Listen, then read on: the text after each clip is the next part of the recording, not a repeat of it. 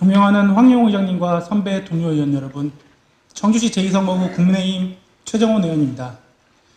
이제는 심각하다 못해 충격적이고 공포감마저 느껴지는 인구 위기 보도가 연일 이어지고 있습니다.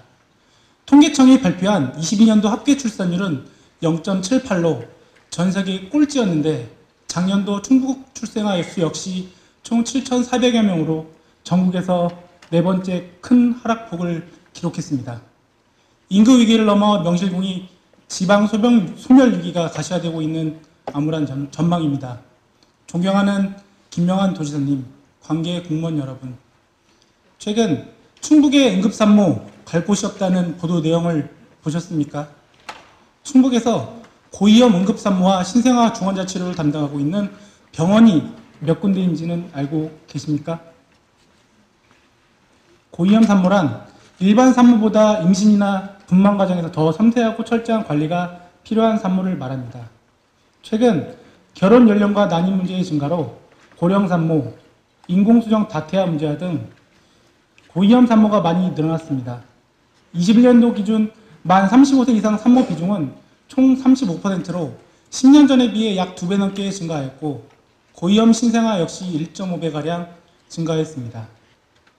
고위험 산모와 집중치료를 받아야 하는 미숙아를 전문적으로 관리할 수 있는 의료기관의 필요성이 더욱 강조되는 추세임에도 도내에서 고위험 산모가 조산이나 분만 치료로 응급수술을 해야 하거나 미숙아가 인큐베이터에 들어가 통합치료를 받아야 하는 경우 그에 대처할 수 있는 의료시설은 충북에서 오직 단 한 군데, 충북대학교 병원뿐입니다.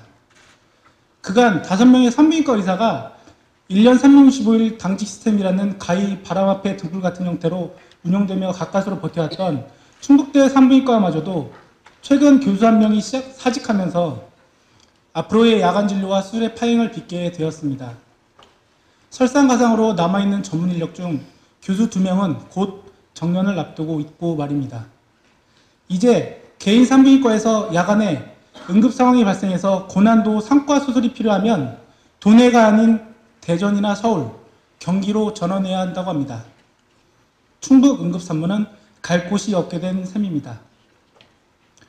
도지사님께서는 지난 3.1절 기념사에서 임산부를 국가유공자처럼 예우해야 한다고 말씀하셨습니다.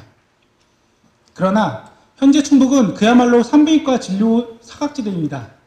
안전한 출산이 담보되지 않은 충북의 암담한 현실 속에서 안심하고 과연 아이를 낳을 수 있겠습니까? 과연 편안한 아기 웃음소리가 들리겠습니까? 갈 곳 없는 충북 응급산모와 미숙아, 그 가족들의 애타는 울음소리만이 들릴 뿐입니다. 저출산 문제 해결 과정에서 우선시 되어야 할 것은 현재 뱃속에 귀한 생명을 품고 있는 산모들이 안전한 의료 환경에서 마음 놓고 출산하게 만드는 것입니다. 힘들게 태어난 미숙아가 제대로 된 치료를 받지 못해 자칫 잘못되는 일이 없도록 치료 인프라를 갖추는 것입니다.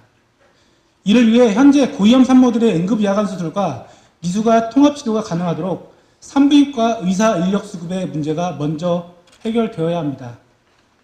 고질적인 인력난의 고리를 끊기 위해 당장에 어떠한 유인책을 활용할 수 있을지 고민해 봐야 합니다. 또한 충북은 타 시도에 비해 신생아 중환자실이 턱없이 부족합니다.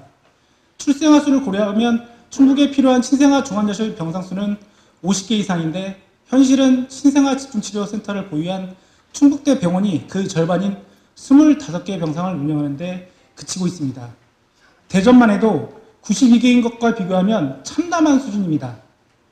신생아 중환자실 병상 수를 늘릴 수 있도록 할 수 있는 조치를 취해야 할 것입니다. 끝으로 장기적인 관점에서 우리 지역에서 충북 응급산모와 위급한 신생아를 기꺼이 돌볼 수 있는 전문 인력을 키워 만성적인 의료 인력 부족 문제가 재발하지 않도록 산부인과, 소아과 의료계 인재를 키우는 데 주력해야 할 것입니다. 충북의 장밋빛 미래, 지방의 희망찬 미래는 현재 마주한 인구 위기를 어떻게 극복하느냐에 따라 좌우된다는 것을 강조하며 이상으로 5분 자유발언을 마칩니다. 경청해 주셔서 감사합니다.